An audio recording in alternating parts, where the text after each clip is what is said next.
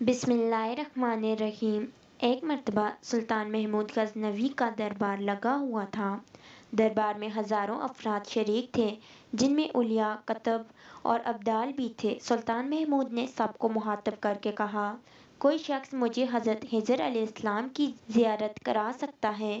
سب خاموش رہے۔ دربار میں بیٹھا ایک غریب دیہاتی کھڑا ہوا اور کہا، میں زیارت کروا سکتا ہوں، مگر ایک شرط ہے۔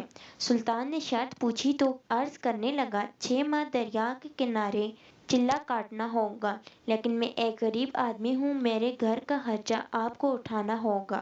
سلطان نے شرط منظور کر لی۔ اس شخص کو چلہ کے لیے بیچ دیا گیا اور گھر کا خرچہ بادشاہ کے ذمہ ہو گیا۔ 6 ماہ گزرنے کے بعد سلطان نے اس شخص کو دربار میں حاضر کیا اور پوچھا تو دیہاتی کہنے لگا، حضور کچھ وظائف الٹے ہو گئے ہیں، لہذا 6 ماہ مزید لگیں گے۔ مزید 6 ماہ گزرنے کے بعد سلطان محمود غزنوی نے پھر دربار لگایا اور دربار میں ہزاروں افراد شریک تھے۔ اس شخص کو دربار میں حاضر کیا گیا۔ بادشاہ نے پوچھا، میرے کام کا کیا ہوا؟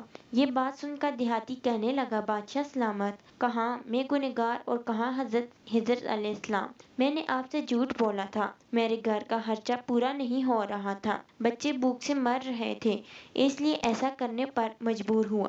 سلطان محمود غزنوی نے اپنے ایک وزیر کو کھڑا کیا اور پوچھا، اس شخص کی سزا کیا ہے؟ وزیر نے کہا، بادشاہ سلامت، اس شخص نے بادشاہ کے ساتھ جھوٹ بولا ہے، لہذا اس کا گلا کاٹ دیا جائے۔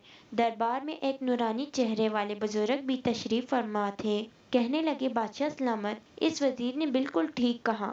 بادشاہ نے دوسرے وزیر سے پوچھا، آپ بتاؤ۔ اس نے کہا، بادشاہ سلامت، اس شخص نے آپ کے ساتھ فراڈ کیا ہے، اس کا گلا نہ کاٹا جائے بلکہ اسے کتوں کے آگے ڈالا جائے تاکہ یہ ذلیل ہو کے مرے، اور اسے مرنے میں کچھ وقت تو لگے۔ دربار میں بیٹھے اس نورانی چہرے والے بزرگ نے کہا، بادشاہ سلامت، یہ وزیر بھی بالکل ٹھیک کہہ رہا ہے۔ سلطان محمود غزنوی نے اپنے پیارے غلام ایاز سے پوچھا، آپ کیا کہتے ہو؟ ایاز نے کہا، بادشاہ سلامت، آپ کی بادشاہی سے ایک غریب کے بچے پلتے رہے، آپ کے خزانے میں کوئی کمی نہیں آئی اور نہ ہی اس کے جھوٹ سے آپ کی شان میں کوئی فرق پڑا۔ اگر میری بات مانے تو اسے معاف فرما دیں، اگر اسے قتل کر دیا تو اس کے بچے بھوک سے مر جائیں گے۔ ایاز کی یہ بات سن کر محفل میں بیٹھا وہی نورانی چہرے والا بابا کہنے لگا، ایاز بالکل ٹھیک کہہ رہا ہے۔ سلطان محمود غزنوی نے اس بابا جی کو بلایا اور پوچھا، آپ نے ہر وزیر کے فیصلے کو درست کہا، اس کی وجہ مجھے سمجھائی جائے۔ بابا جی کہنے لگے، بادشاہ سلامت، پہلے نمبر پر جس وزیر نے کہا اس کا گلا کاٹا جائے وہ قوم کا قصائی ہے، اور قصائی کا کام ہے گلے کاٹنا۔ اس نے اپنا خاندانی رنگ دکھایا، غلطی اس کی نہیں آپ کی ہے، آپ نے ایک قصائی کو وزیر بنا لیا۔ دوسرا، جس نے کہا اسے کتوں کے آگے ڈالا جائے، اس وزیر کا والد بادشاہوں کے کتے نہلایا کرتا تھا، کتوں سے شکار کھیلتا تھا، اس کا کام ہی کتوں کا شکار ہے، تو اس نے اپنے خاندان کا تعارف کرایا۔ آپ کی غلطی ہے کہ ایسے شخص کو وزارت دی جہاں ایسے لوگ وزیر ہوں، وہاں لوگوں نے بھوک سے ہی مرنا ہے۔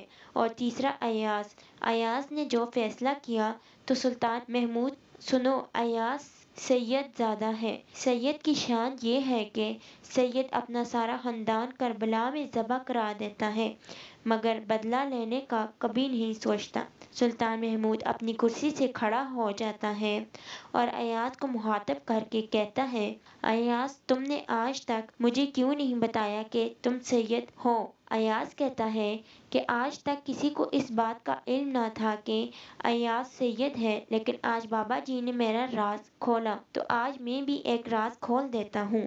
سنو، اے بادشاہ سلامت اور درباریوں، یہ بابا کوئی عام ہستی نہیں، یہی حضرت خضر علیہ السلام ہے۔